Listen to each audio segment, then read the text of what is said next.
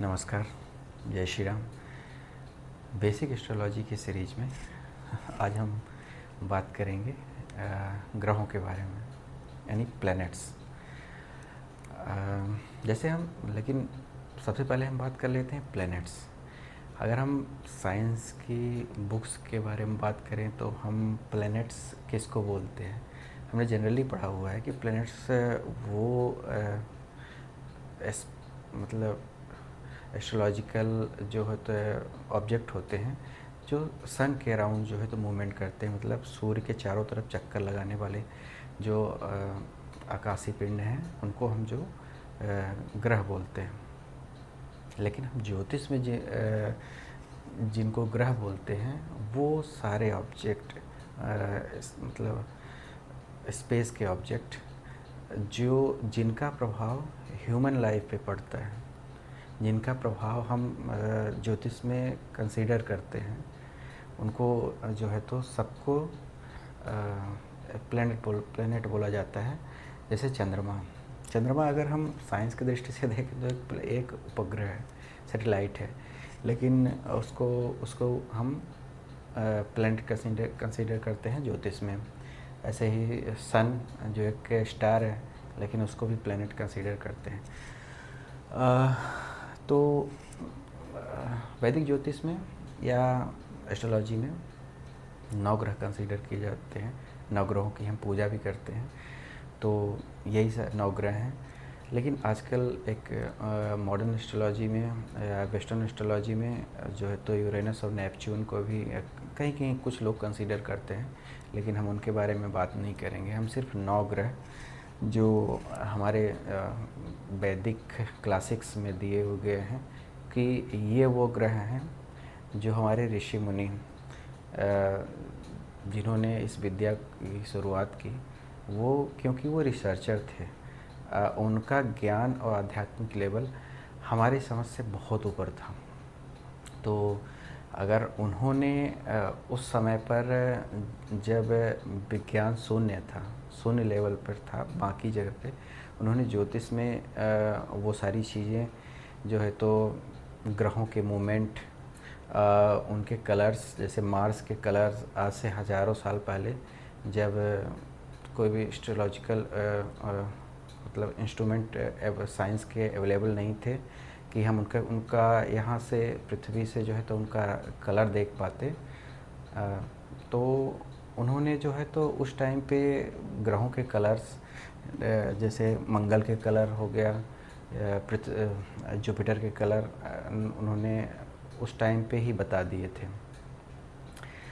तो और उसके अलावा जो है तो जो प्लैनेट्स की जो मूवमेंट है, मतलब रोटेशन है, उसके बारे में उन्होंने एग्जैक्ट कैलकुलेशन उस टाइम पे ही बता दिया। जो आज जब साइंस इतना डेवलप हो गया है, वो सारी चीज़ें एकदम सही मिल रही हैं आज भी। तो हम ये सिर्फ 9 ग्रहों के बारे में बात करेंगे। तो 9 ग्रहों में हम सबसे पहले बात करते हैं सूर्य के बारे में। सबसे पहला ग्रह है सूर्य 9 ग्रहों में। फिर उसके बाद चंद्रमा, जिसको सूर्य को सन बोलते हैं, चंद्रमा को मून। फिर तीसरा ग्रह है मार्स यानी मंगल। चौथा है बुध यानी मरकरी। पांचवा है शुक्र यानी वीनस। फिर उसके बाद छठा है बृहस्पति, इसको गुरु के नाम से सबसे ज़्यादा जानते हैं, यानी जुपिटर। फिर सातवां है शनि यानी सैटर्न। फिर हो गया राहु, और फिर उसके बाद हो गया केतु। हम बात करें राहु और केतु की, तो ये दोनों छाया ग्रह हैं। वास्तविक में एक्चुअल में ये जो है तो कहीं दिखाई नहीं देते। ओरिजिनल में इनका कोई भी मतलब विजुअलिटी नहीं है, दिखते नहीं है, छाया ग्रह इनको माना गया है।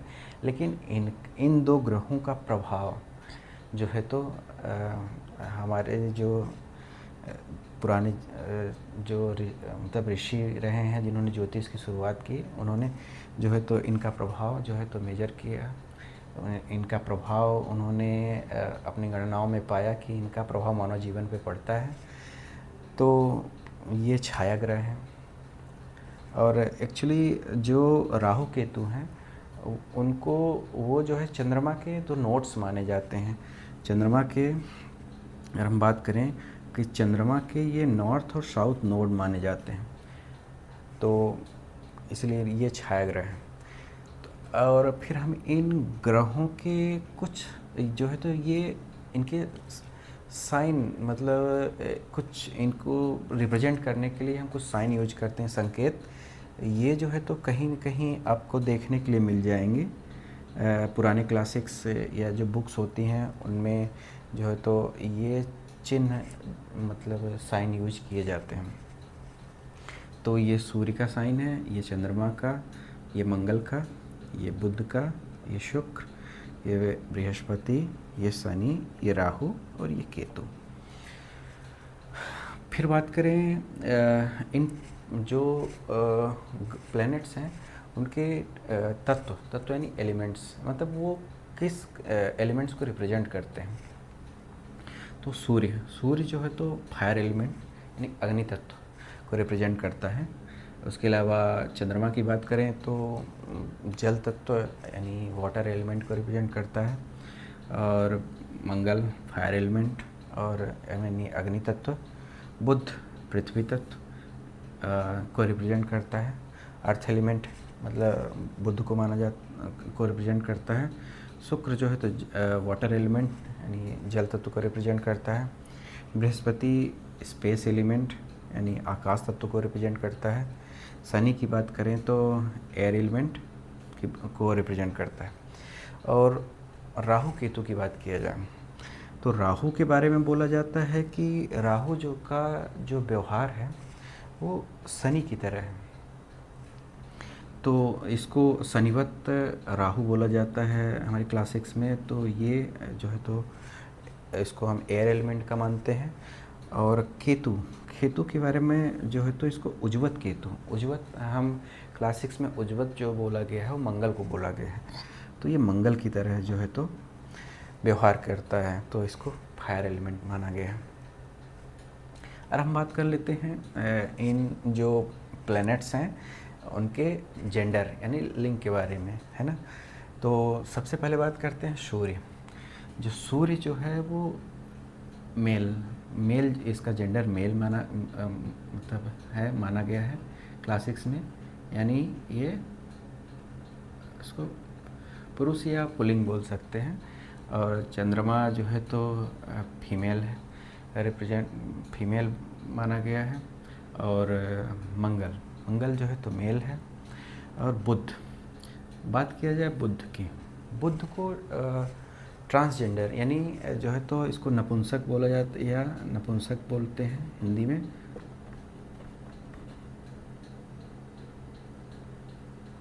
नपुंसक बोला गया है, ट्रांसजेंडर है। ये प्लैनेट इकलौता है ना। और उसके अलावा शुक्र फीमेल, इसका जेंडर फीमेल है। बृहस्पति की बात किया जाए तो इसका जेंडर मेल है। और शनि फीमेल इसका जेंडर है। और राहु केतु का कोई फिक्स जेंडर डिसाइड नहीं किया गया है। क्लासिक्स में इसको राहु को म्लेच्छ यानी विदेशी बोला गया है। फिर भी इसको जो है तो हम जो है तो कहीं ट्रांसजेंडर या फिर फीमेल की तरह यूज करते हैं। कुछ क्लासिक्स में इसको ट्रांसजेंडर बताया गया है, कहीं कुछ क्लासिक्स में इसको फीमेल बताया गया है। और तो ये हो गया इनका जेंडर। फिर आगे हम बात करते हैं कि जो ग्रह है वो किस कलर को जो है तो रिप्रेजेंट करते हैं, या फिर हम जनरली पढ़ते हैं कि जैसे कौन सा कलर किस ग्रह से संबंधित है। तो सूर्य के लिए ऑरेंज कलर, इसको ऑरेंज कलर या केसरिया रंग बोल सकते हैं, है ना। ऑरेंज कलर जो है वो सूर्य को वो सूर्य का रंग है। फिर बात करें चंद्रमा का कलर के लिए सफ़ेद यानी वाइट कलर हम यूज करते हैं। फिर उसके बाद मंगल की बात करें तो मंगल लाल रंग को रिप्रेजेंट करता है। यानी लाल रंग अगर हम ज्योतिष में उपयोग करते हैं तो वो मंगल का रिप्रेजेंटेशन करता है, यानी प्रतिनिधित्व करता है। और उसके बाद हम बात करें बुध ग्रीन कलर, बुध के लिए हम ग्रीन कलर का यूज करते हैं। शुक्र की बात किया जाए तो क्रीम कलर, जो क्रीम सेट्स के जो कलर्स होते हैं जितने भी, वो शुक्र के लिए यूज किए जाएंगे। जैसे मंगल के लिए लाल कलर की हम बात करें तो लाल रंग में जितने भी कलर्स आएंगे, आजकल कलर्स के भी मतलब अंदर भी बहुत सारे कलर्स होते हैं, तो आपको मेन चीज़ याद रखना है कि लाल से संबंधित जितने भी कलर्स हैं वो रेड के ही अंतर्गत, मतलब लाल में ही आएंगे। उसके अलावा फिर हम बात करें पीला, यानी बृहस्पति का कलर, येलो कलर, पीला रंग। तो पीला से संबंधित, पीला हो गया, गोल्डन कलर हो गया, ये बृहस्पति के लिए यूज किया जाता है। और फिर हम बात करें शनि के लिए, शनि के लिए हम काला और नीला, ये दोनों कलर जो है तो शनि के लिए कुछ नीला भी शनि को रिप्रेजेंट करता है और काला, दोनों कलर जो है शनि के माने गए हैं। फिर राहु की बात किया जाए, राहु के लिए भी हम काला और नीला यानी ब्लैक और ब्लू कलर, ये राहु के लिए और शनि के लिए ब्लैक और ब्लू कलर दोनों जो है तो कलर माने गए हैं, यानी रिप्रेजेंट करते हैं। और उसके अलावा हम बात करें केतु, तो केतु के लिए जो है तो डुअल कलर, मतलब दो रंग की जो चीज़ें, जैसे ब्लैक एंड वाइट हो गया, या इसके लिए मल्टी कलर, मतलब एक से ज़्यादा रंग जो है तो एक साथ, जैसे वो यूज करते हैं, इसको दो रंगा या चितकबरा बोलते हैं हिंदी में, यानी डुअल कलर और मल्टी कलर। जैसे ब्लैक और वाइट या कॉम्बिनेशन हो गया, और मतलब दो कलर, कोई भी दो कलर जनरली जो है तो ब्लैक एंड वाइट को यूज किया जाता है केतु के लिए। तो ग्रहों से संबंधित हमने आज जो कुछ टॉपिक्स के बारे में बात की, और ग्रहों से संबंधित अभी और भी बहुत सारी चीज़ें हैं जो हम आगे के वीडियोस में पढ़ेंगे। आप इन ग्रहों से संबंधित और क्या जानना चाहते हैं आप बता सकते हैं, आप कमेंट कर सकते हैं। मैं ये दावा तो नहीं कर सकता कि मैं सब कुछ जानता हूँ, फिर भी ईश्वर की कृपा और गुरुओं के आशीर्वाद से जितना कुछ ज्ञान मेरे पास है, और मैं चाहता हूँ कि वो अब जितना है मेरे पास वो मैं आपको दूँ, और अब मैं अकेले इस जर्नी में मैं चाहता हूँ कि आप सब भी मेरा साथ दें। कुछ ज्ञान आपके पास भी होगा जो ज्योतिष में इंटरेस्ट रखते हैं, तो मैं बिल्कुल उनसे सीखना चाहूँगा। आपके सुझाव का सदैव स्वागत रहेगा। जय श्री राम, नमस्कार।